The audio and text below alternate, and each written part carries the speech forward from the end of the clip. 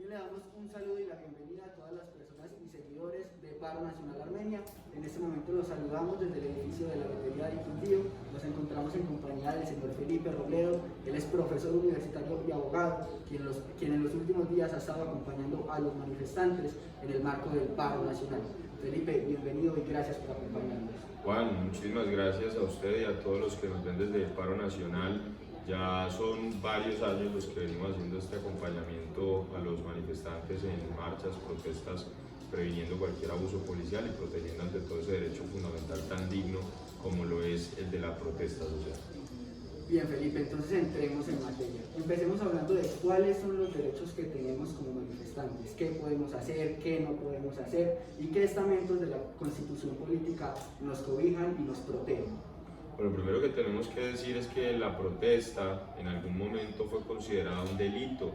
Por allá en el siglo XIX, siglo XVIII, todo aquel que se manifestaba, paraba, hacía huelga, era considerado delincuente e incluso el aparato represor del Estado caía encima de esa persona.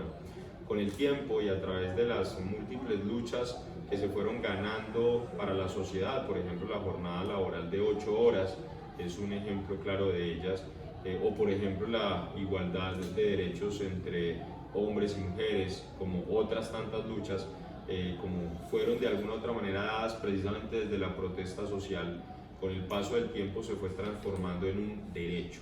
Por eso es tan importante tener en cuenta ese acápite de la historia, porque entender que en algún momento fue reprimida la posibilidad de que nosotros manifestáramos nuestras desavenencias frente al establishment, frente al gobierno, y que ahora sea considerado un derecho, nos permite a nosotros reivindicar no solamente que la protesta social es una forma para solucionar problemáticas en un país, sino que además es legítima y por ende merecemos todo el cobijo y amparo de las instituciones del Estado. Felipe, entonces teniendo en cuenta que es un derecho que es legítimo, ¿en qué momentos o en qué situaciones tiene derecho la fuerza pública a entrar a disolver y a ejercer presión frente a estas manifestaciones? Cuando una protesta se transforma en azonada, cuando ya empieza a afectar el orden público, es donde la fuerza pública puede entrar, pero ojo, no es entrar haciendo uso desmedido de la fuerza. En esto las sentencias de la Corte, incluso el mismo marco normativo dice que el uso de la fuerza debe ser proporcional, es decir, no puede ser desmedido, que es lo que uno muchas veces termina viendo en muchas de las manifestaciones. Por ejemplo, Dylan Cruz termina siendo asesinado por un uso desmedido de la fuerza por parte del SMAT en ese entonces, el 21 de noviembre. Felipe, entonces teniendo en cuenta esta fuerza proporcional que se debe tener en este tipo de situaciones lamentables, ¿cuáles son los elementos que puede utilizar el SMAT, la policía, para atacar o disolver e intentar mitigar este tipo de manifestaciones? Bueno, la última sentencia de hecho más bien quita cuáles elementos no pueden utilizar, no pueden utilizar escopetas de perdigones. Había incluso agentes que estaban utilizando escopetas calibre 14, que fue la que precisamente termina matando, por ejemplo, a Dylan Cruz. Los gases lacrimógenos se tienen que lanzar, pero en ángulo de 45 grados, buscando que el efecto de golpe no recaiga sobre ningún cuerpo humano y que por ende pueda llegar a haber un desmembramiento o, por ejemplo, incluso la muerte de alguna de las personas. Otro de los elementos que también se debe tener en cuenta es que ellos deben portar sus insignias, sus números, sus codificaciones para uno poder identificar al señor policía y de esa manera verificar si está cumpliendo o no con su ejercicio como servidor público. Asimismo, debemos tener en cuenta que las personas que sean retenidas y o capturadas no pueden ser retenidas y capturadas a discreción. Tienen un plazo máximo de 36 horas, esto es llamado el habeas corpus, para que le definan ante un juez de control de garantías cuál es la razón por la cual la están deteniendo. Si no hay ninguna razón jurídica para detenerlo, lo correcto es que lo suelten por la figura que nosotros ya nombramos, el habeas corpus. Mencionó usted algo muy interesante, Felipe, y es la identificación que deben tener los servidores de la fuerza pública a la hora de estar en las manifestaciones. ¿Qué pasa cuando no portan esa identificación y cómo podemos nosotros demandar ese tipo de actos por parte de los fuerzas públicas? Bueno, lo primero es decir que con base incluso en el mismo nuevo Código de Policía de Convivencia, es deber y es derecho por parte de la ciudadanía registrar de manera audiovisual cualquier hecho que esté ocurriendo en el espacio público. Pero primero que les voy a decir, para poder saber si se está o no cometiendo un abuso de autoridad necesitamos tener pruebas, y para eso qué mejor que grabaciones.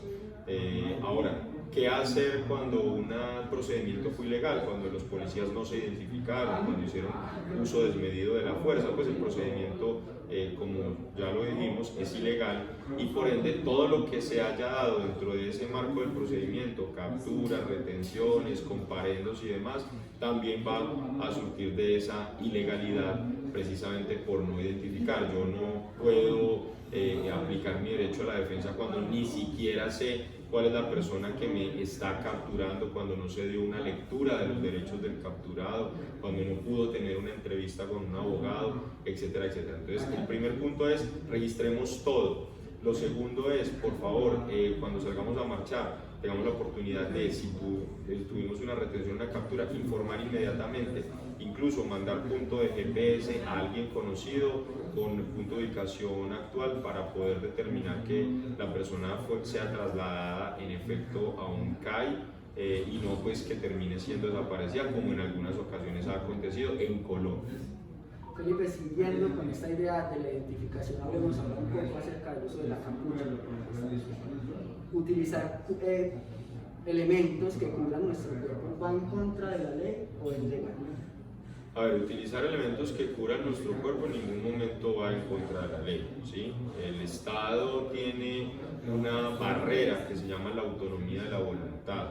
La autonomía de la voluntad implica que cada persona es dueña de su cuerpo, como a bien lo tenga, y si la persona, pues para su seguridad, quiere salir con pantalones más anchos, quiere salir incluso con un casco porque tiene miedo de que en efecto la policía en un uso desmedido de la fuerza abuse de su autoridad y termine, por ejemplo, afectando un trauma craneoencefálico, si quiere salir incluso con guantes, no hay ningún inconveniente al respecto. El punto está en el que ya esa persona con su actuar empieza a tipificar su conducta dentro de algún delito, bien sea daño en bien ajeno, por ejemplo, que es uno de los delitos que frecuentemente tratan de acuñar en este tipo de procedimientos. En ese momento sí se legitima el uso de la fuerza de manera proporcionada, de nuevo lo decimos, pero pues claramente el manifestante, incluso ahorita en pandemia, es deber nuestro salir con el tapabocas. Felipe, ya que entramos al tema de la pandemia, la contingencia por el COVID-19 trajo nuevas dinámicas y muchas maneras de manifestarse distintas. Con esto quiero decir que se crean restricciones para evitar la propagación de este virus y por ende, en muchas ocasiones se han presentado multas y retenciones por manifestarse después de lo que es esto legal y qué hacer en caso de recibir una multa por este tipo de situaciones. Los toques de queda son medidas que fueron creadas dentro del marco de los estados de conmoción interior, de lo que llamamos estados de sitio. Ese toque de queda es una medida básicamente de prevención y, ojo, temporal, y en ningún momento un toque de queda podrá afectar, vulnerar o desconocer los derechos fundamentales. Recordemos que el artículo 37, el derecho a la protesta, es un derecho fundamental, que incluso también se reafirma el artículo 40 como la participación ciudadana. Por ende, si usted está marchando y hay un toque de queda, si usted no está infringiendo ninguna norma de carácter jurídico, como por ejemplo un daño en bien ajeno, usted tiene todo el derecho a manifestarse.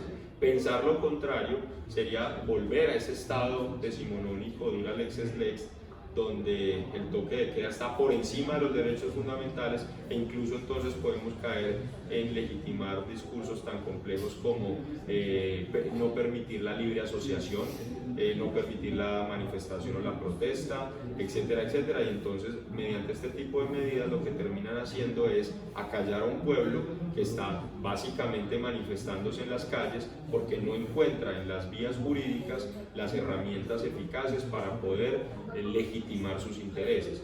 Entonces, básicamente, el hecho de que haya un toque de queda en ningún momento vulnera o socava o desconoce derechos fundamentales. Entonces, en caso de recibir esta multa, ¿qué acciones o cuál sería el paso pertinente a seguir para poder tumbarla, derogarla o apelarla frente a entidades jurídicas? Esa es una muy buena pregunta. Y el punto a seguir sería proceder a hacer la apelación, la impugnación del comparendo. Tiene 5 días hábiles a partir de que le ponen el comparendo para poderlo impugnar ante el inspector de policía de turno, que le haya correspondido pues ese acto administrativo. ¿Cuál es el llamado? Si esa es su situación, usted puede manifestar que estaba precisamente ejerciendo su derecho legítimo a la protesta por parte de un grupo de colegas. Hemos estado trabajando ya en desarrollar varias herramientas jurídicas que le permitan al manifestante poder impugnar este tipo de procedimientos que claramente rayan con la legalidad. Muchas gracias, Felipe. Pasemos ahora a hablar un poco acerca de la situación que se vive en diferentes partes del país, y es algo que el presidente de la República, Iván Duque, denomina asistencia militar. ¿Bajo qué estatutos constitucionales es permitida esta asistencia militar y que uniformados de la fuerza pública militar puedan entrar a una ciudad para ocuparla y restablecer el orden? A ver, lo primero que quiero decir es que esto es gravísimo. Los militares están para proteger la soberanía del Estado, principalmente en las fronteras.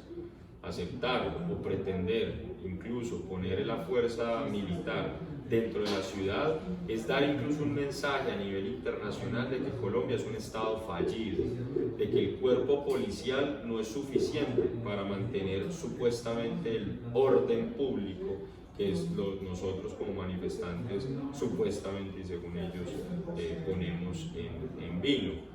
La policía es el cuerpo llamado a responder ante este tipo de situaciones. Recordemos que la policía es un cuerpo civil armado. El ejército está para proteger la soberanía.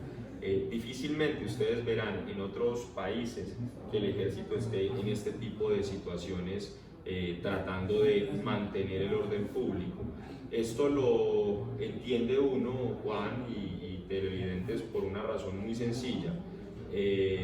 Colombia, contrario de muchos países que llamamos desarrollados, Colombia claramente ha tenido una historia de represión desde la fuerza pública, donde incluso podemos hablar desde la Guerra de los Supremos hasta la Guerra de los 1000 días, pasando incluso por diferentes estadios en la mitad del siglo XX, donde la fuerza pública se ha utilizado más que para defender el interés general sobre el particular, más que para defender la soberanía y el Estado. La fuerza pública se ha utilizado es para mantener el statu quo de unas personas, de unas familias que mal gobiernan el Estado colombiano y que desde allí, cuando ven en los procesos de protesta un riesgo a sus privilegios, entonces utilizan la fuerza pública para reprimir estas manifestaciones dignas que surgen desde la sociedad y ellos seguirse beneficiando de esos privilegios que incluso ellos mismos han creado dentro de un sistema en el que a un colombiano promedio le queda prácticamente imposible cambiar la historia de su propia vida. En otras palabras, en Colombia tenemos una sociedad de que el que nació rico, altamente probable morirá rico, y el que nació pobre, con altísimas probabilidades, seguirá muriendo siendo pobre, no porque sea menos inteligente, no porque sea menos trabajador, no porque sea menos capaz. Son estructuras que mantienen esas dinámicas. Felipe, retomando entonces la idea que nos exponía hace un momento, de que para definir esas manifestaciones debe haber un poder igual de ambos bandos. ¿Qué pasa entonces con las fuerzas militares? Se viola este derecho que ustedes dicen, y en caso de estar violando, ¿cómo defenderlo desde los ámbitos jurídicos? En contra de un poder que no va a ser equitativo, porque sabemos que los militares vienen armados con equipamiento y que manifestantes que lastimosamente sí se están enfrentando a ellos tienen escudos que salen de las señales de tránsito de la calle. ¿Cómo contrarrestar esto jurídicamente y evitar que ocurran muertes y otro tipo de situaciones desafortunadas? Bueno, ahí jurídicamente hemos estado haciendo unos trabajos ya para mirar qué acciones, posibles tutelas y demás se puedan impetrar alrededor de esto. Pero también quiero darle un llamado a la ciudadanía. Debemos ser conscientes que en estos momentos el Estado colombiano es cooptado por unos actores políticos con nombres y apellidos propios.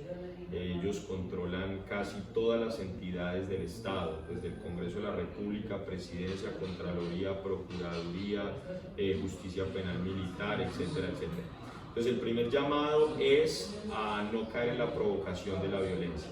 Las armas, el solo hecho de ver un arma en la calle ya es una provocación a la violencia, y que no es cualquier arma, no es una pistola, no es un revólver, son fusiles, armamentos pesados que perfectamente pueden matar cientos de personas en cuestión de segundos. El llamado es, la protesta se debe hacer, es legítima, es correcta, tenemos muchas razones para hacerlo. Por favor, no necesitamos mártires, necesitamos ciudadanos con conciencias limpias. También utilice otras formas de cambio social, acuda a su familia, acuda a su amigo, cambien el chip, demuéstrele que lo que está pasando claramente es inconstitucional, es ilegal, que muy al estilo de Venezuela, acá también tienen cooptadas las instituciones del Estado. Felipe, hablemos ahora frente a este tema del poder de la autonomía que tengan alcaldes y gobernadores de poder decir al gobierno: no queremos fuerzas militares en nuestra ciudad. ¿Tienen ese derecho o no tienen la facultad de refutar una opinión que viene de las grandes esferas políticas nacionales? El máximo dirigente de la policía en el municipio, lo dice el ordenamiento jurídico, es el alcalde. Asimismo en el departamento es el gobernador. Por ende, si el alcalde da la orden al comandante de policía de no atacar a los manifestantes, no se atacan, puesto que hacerlo implicaría un desconocimiento en la línea de mando por parte del comandante a su superior, que en este caso sería el alcalde. O lo contrario, ¿cuál es la única forma de que la fuerza pública, por ejemplo, la policía pueda entrar a una universidad pública?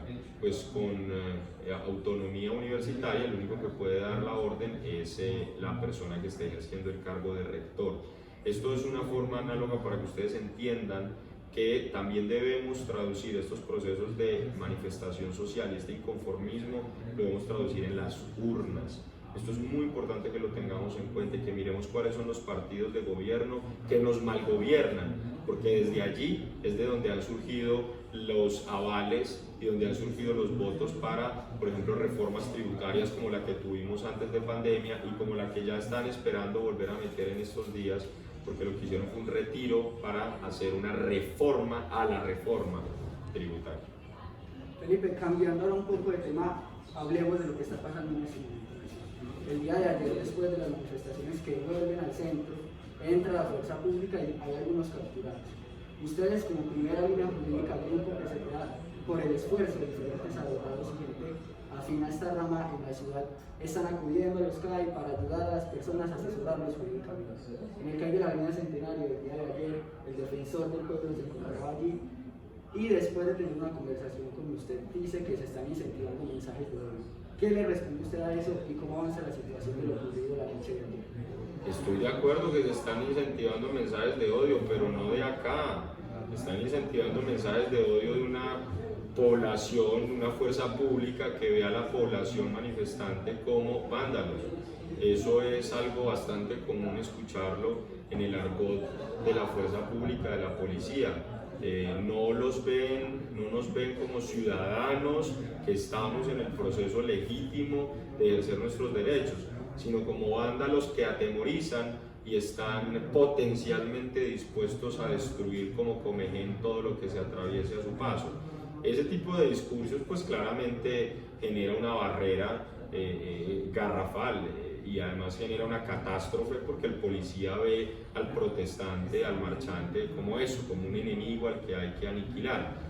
Pero si nosotros le bajamos a esos discursos y empezamos a mirar por qué están marchando, cuáles son las causas, cuáles son las razones, y empezamos a entender que incluso venía una reforma tributaria completamente regresista desde el panorama fiscal, que incluso afectaba también a la fuerza pública, que incluso también en ese orden de ideas, como muchos marchantes le decían a la fuerza pública, a ustedes también les van a subir los impuestos en servicios públicos, a ustedes también les va a tocar pagar impuestos en el funeral, etcétera, etcétera, etcétera. Entonces, lo que yo diría es no hablar tan ligero y empezar a buscar más que consecuencias, causas, porque yo no puedo atacar la enfermedad tratando de entender solo el síntoma. Yo ataco la enfermedad entendiendo el síntoma por la causa que la generó. Yo ataco la fiebre siempre y cuando entienda qué generó la fiebre. Entonces, si estamos generando discursos de unión, pues entonces planteémoslo en la acción. Ese es el llamado a accionarnos desde la unidad y a que cada uno de los servidores públicos que ejerza sus funciones lo haga dentro del marco de la ley, entendiendo la función por la cual ha sido encomendado su cargo. Si es policía, entienda cuál es su función. Si es defensor del pueblo, hombre, entendamos cuál es la función. Si es gobernador, igual. Si es alcalde, si es concejal, etc. Ese sería el llamado. Felipe, anoche también rodaron por redes sociales denuncias de que habían camionetas con vidrios polarizados recorriendo a jóvenes manifestantes diciéndoles que los iban a ayudar a salir de estos lugares y evitar ser gaseados o retenidos por las fuerzas públicas. Sin embargo, se dice que se los estaban llevando afuera de la ciudad. ¿Esto pasó? ¿Cómo avanza esta situación? ¿Y realmente está pasando o no está pasando esto en la ciudad? Juan, mira, no tenemos la certeza absoluta para decir lo uno o lo otro. Yo aplico el principio de buena fe.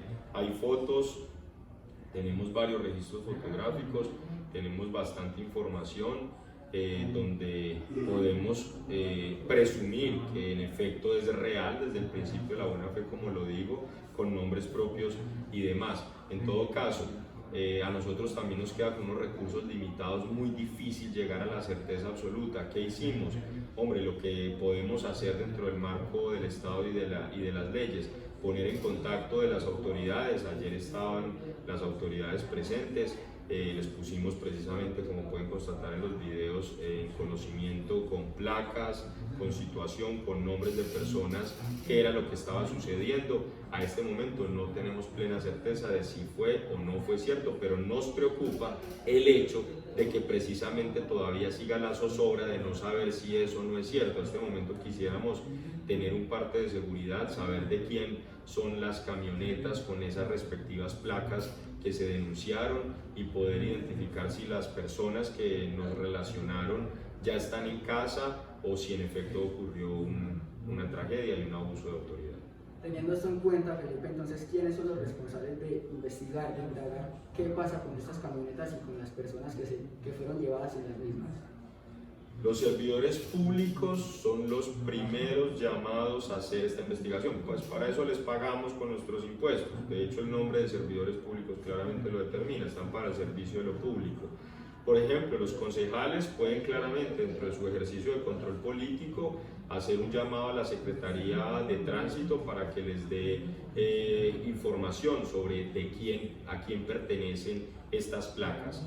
También lo puede hacer incluso el defensor del pueblo, el comandante de la policía también dentro de sus funciones policivas puede hacer este tipo de investigaciones. Yo quiero hacer un llamado a esos servidores públicos a que nos colaboren para poder esclarecer todo este tipo de situaciones. Nuestro ánimo claramente es el de construir una nación desde la dignidad, desde la democracia, pero también queremos hacerle un llamado a la ciudadanía. Como les decía, eso también se tiene que traducir en las urnas. Tenemos que empezar a hacer elecciones de personas idóneas, que sus intereses estén a favor de la ciudadanía, del pueblo, y no a favor de ciertos amiguismos que terminan generando conflictos de intereses, donde el interés particular termina estando sobre el general. Felipe, hablemos ahora acerca de la primera línea jurídica. ¿Qué es, cómo surge y cómo pueden las personas contactarse con ustedes en caso de necesitarlos? Primera línea jurídica es un equipo maestro de colegas que estamos haciéndole frente a cualquier posible abuso policial, desde la democracia, desde el ejercicio jurídico. Surgió este fin de semana fruto precisamente de este tipo de situaciones y de que en otras ocasiones hacíamos el trabajo pero más orgánico, como diríamos a capela, pero pues una golondrina no hace verano. Entonces decidimos multiplicar el mensaje y nos encontramos con una serie de colegas dignos, valerosos, honorables, que están dispuestos a colaborarle a la ciudadanía, y desde ahí surge Primera Línea Jurídica Quindío. Nos pueden contactar por Instagram, ahí pueden colocar todas sus denuncias, mandar fotografías. Si usted es capturado, por favor háganoslo saber a través de esos medios, mandarnos fotos, videos, etcétera. Ahí vamos a tener absoluta reserva de la información, y el equipo se divide pues en varios escenarios, unos que le hacen más frente al tema pues de capturas y de retenciones, otros que están un poco tras la baranda haciendo el estudio jurídico para precisamente articularnos con ese primer escenario, que sería mirar la legalidad de las capturas. Bien, estas son las declaraciones de Felipe Robledo. Felipe, muchas gracias por el espacio. No, bueno, a ustedes muchísimas gracias, primero pues porque a través del paro hemos demostrado que marchar sí genera resultados, es el primer punto, y a ustedes también gracias por visibilizar este tipo de situaciones, porque aquí básicamente estamos trabajando es por usted, mi querido ciudadano. No importa de qué color político sea o de qué etnia pertenezca, a la larga somos la misma Colombia, las mismas manos trabajando por un mejor país, y Primera Línea Jurídica del Quindío para servirles siempre. Corte. Felipe, muchas gracias por